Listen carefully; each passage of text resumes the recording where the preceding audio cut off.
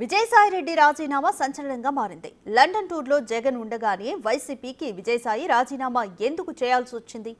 జగన్ వచ్చే వరకు విజయసాయి ఎందుకు ఆగలేదు అనే ప్రశ్నలు ఇప్పుడు రేస్ అవుతున్నాయి. జగన్ను కలవకూడదని ఆయన అనుకున్నారా అనే సందేహాలు వ్యక్తమవుతున్నాయి.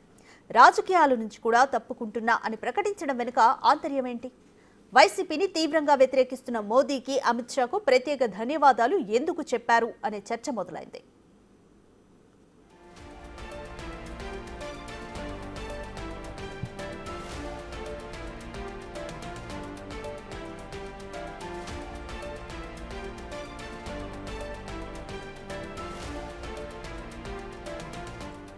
ఆగస్టు 29, 2023న వైసీపీకి రాజ్యసభ సభ్యత్వాలకు మోపిదేవి, బీదా మస్తాన్రావు, ఆర్ కృష్ణయ్య రాజీనామా చేశారు. ఇప్పుడు విజయసాయి రాజీనామాతో రాజ్యసభలో వైసీపీ బలం మరింత తగ్గింది. విజయసాయిరెడ్డి రాజీనామా వెనుక జరిగిందేమిటి? ఎవరి ప్రోద్బలం లేకుండానే సడన్ గా ఎందుకు రాజీనామా చేస్తారు? 3 ఏళ్ల పదవీ కాలాన్ని ఊరికనే ఎందుకు వదిలేసుకుంటారు అనే ప్రశ్నలు వ్యక్తమవుతున్నాయి.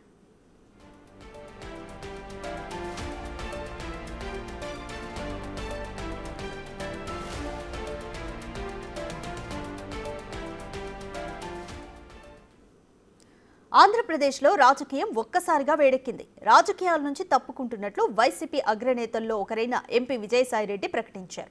సూటిగా సుత్తి లేకుండా ఈ విషయాన్ని ఎక్స్ వేదికగా ప్రకటించారు. వైసీపీ అధినేత మాజీ ముఖ్యమంత్రి జగన్మోహన్ రెడ్డి ఫారిన్ టూర్లో ఉండగా విజయసాయిరెడ్డి హఠాత్తుగా ఈ ప్రకటన ఎందుకు చేశారనేది ఆసక్తిగా మారింది. దీనిపై ఒక్కొక్కరు ఒక్కోలా స్పందిస్తున్నారు.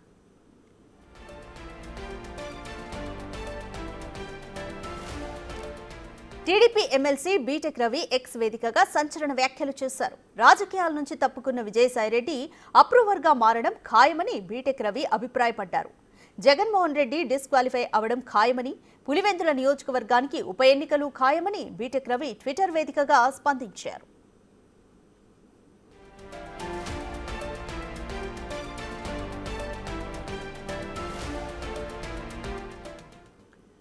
వైసీపీ సీనియర్ నేత విజయసాయిరెడ్డి రాజకీయాల నుంచి తప్పుకుంటున్నట్లు ప్రకటించడంతో పలువురు రాజకీయ ప్రముఖులు తమ స్పందన తెలియజేస్తున్నారు. టీడీడీ సీనియర్ నేత సోమిరెడ్డి చంద్రమోహన్ రెడ్డి తనదైన శైలిలో ప్రశ్నల వర్షం కురిపించారు. పాపాలన్నీ చేసేసి ఇప్పుడు రాజీనామాతో రాజకీయాల నుంచి తప్పుకుంటానని విజయసాయిరెడ్డి ప్రకటించడం విచిత్రంగా ఉందని సోమిరెడ్డి ట్వీట్ చేశారు. సేద్యం చేస్తానంటున్నావు, దోచేసిన నల్లు డబ్బుతో చేస్తావా అంటూ నిలదీశారు.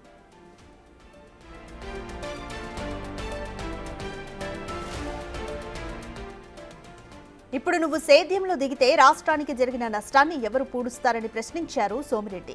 2004 నుంచి 2009 వరకు అప్పటి సీఎం కుమారుడిని ముందుగా పెట్టి ఏటుగా సకల పాపాలు చేస్తవి. గత 5 ఏళ్లు అరాచక పాలనకు, దోపిడీకి రైట్ హ్యాండ్గా నిలిచి ఏటు స్థానాన్ని కొనసాగిస్తవి.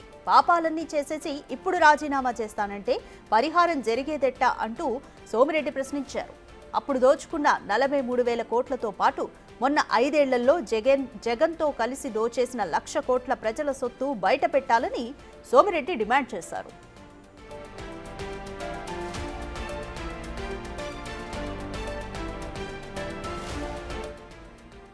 దోచేసిన మొత్తం పాపపు సొత్తు ఎక్కడుందో చెప్పు, అప్పుడైనా నిన్ను భగవంతుడు క్షమించే అవకాశం ఉందని సోమిరెడ్డి అభిప్రాయపడ్డారు. మొత్తంగా చూస్తే చేసిన పాపాలకు సంబంధించిన కేసుల భయం స్పష్టంగా కనిపిస్తోందని సోమిరెడ్డి తన అభిప్రాయం వ్యక్తం చేశారు. నీతో పాటు నీ అల్లుడి కంపెనీ అరబిందోను కాపాడడానికి ఈ నిర్ణయం తీసుకున్నావా అంటూ నిలదీశారు. ఈ రాజీనామాల పరంపర ఒక్క విజయసాయిరెడ్డితో ఆగేటట్టు కూడా లేదని, రాత్రికో రేపు రాత్రి లోపల మరో ఒకరిద్దరు సభ్యులు కూడా రాజీనామా చేసినా ఆశ్చర్యపోనక్కర్లేదని సోమిరెడ్డి అభిప్రాయపడ్డారు.